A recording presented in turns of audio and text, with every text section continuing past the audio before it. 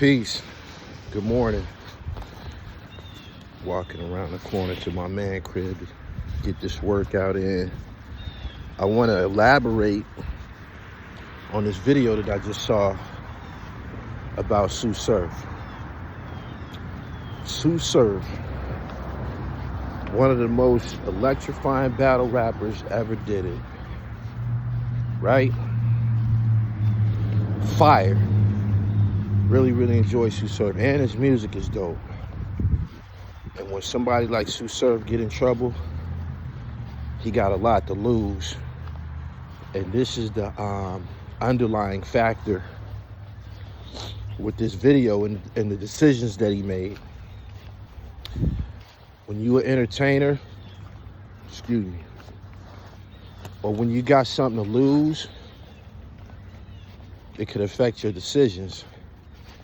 And when Tsu Surf got in trouble and started speaking to his lawyer, he told him, I need you to get this shit over with as soon as possible. My life is on the line. I got to get back to my daughter. Basically desperation, basically saying, man, I got a career. I got to get the fuck out of here. This is the difference between Tsu Surf and the rest of his co-defendants. The rest of his co-defendants ain't got no rap career on the line and shit like that. So, desperation, and it was all in his voice, and it was all in those transcripts that was read. Very desperate to get back to the streets as soon as possible. I got to get out of here. And that's what sets in and shit when you get in trouble. You get to thinking about everything that you're going to lose. And it probably will affect your decision making. Anyway, they got this belief or theory, or, it's said that when you in some trouble with a bunch of people, when you got co-defendants and you start pleading guilty, you have to admit certain things to the court. And your admission to the court will affect the rest of your co-defendants. And that's basically what I got out of that paperwork that was read to me this morning. That was read to me this morning.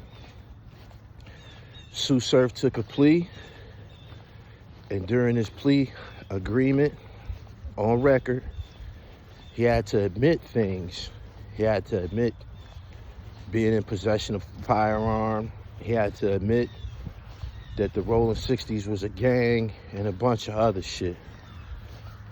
All in all, you can go and, check out the video because it's going to be trending all day. I think the guy's name is Byron Blake. It's going to be trending all day, and you can come to your own conclusion. No, he didn't tell on a specific person. That's not what happened. But his admission that the Rollin 60's was a gang and shit like that, and everything that he admitted to, it can be perceived, I guess it's perceived as telling. And if you follow my platform, I don't give a fuck about none of that criminal shit, who told and everything. Only reason I'm covering this is because it's concerning a battle rapper and it's breaking news. And it's also associated with the Rollin 60's. And that has, of course, become a trending topic online. But again, when you got something to lose, you probably want to separate yourself from certain elements. The rest of them dudes that he in trouble with, them niggas didn't have a future. Their future was prison. Their future was death. And Tsu Surf is somebody who had broken out of all of that. And he was really placing himself in detriment by even fucking with them niggas this late in the game.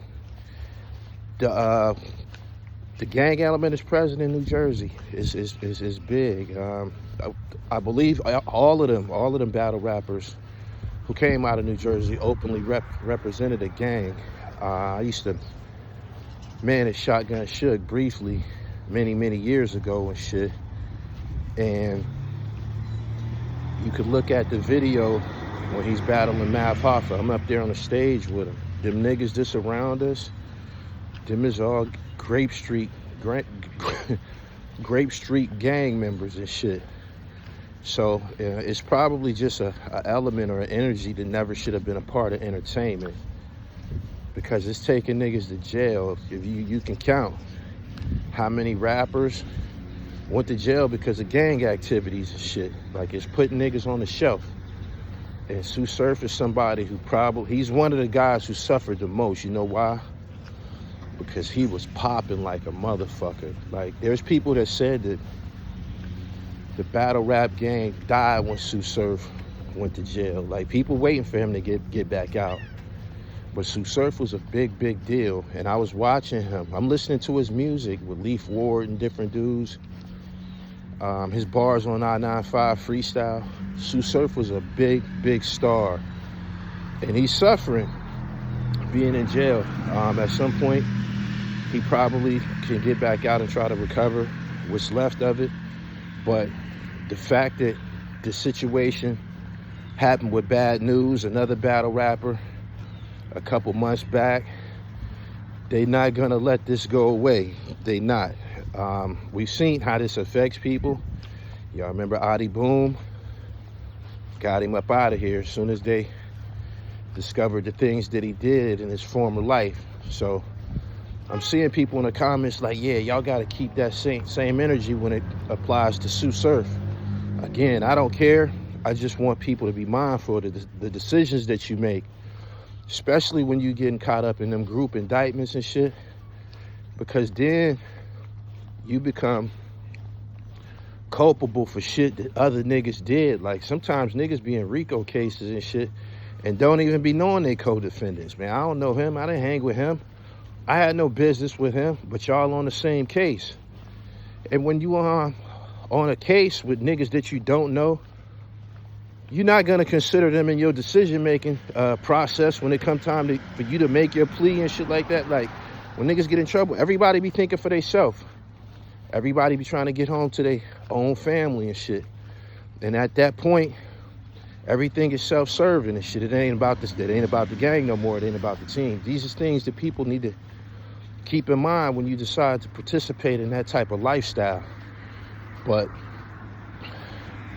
it's out there now.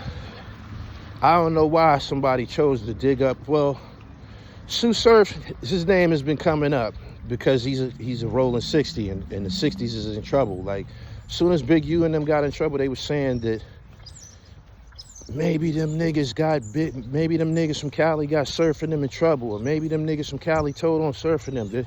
All type of shit has been said about it.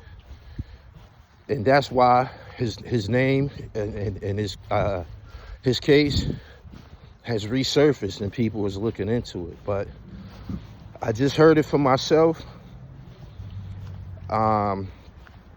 Sammy the Bull was online a few weeks ago, and he was explaining that plea process and shit like that.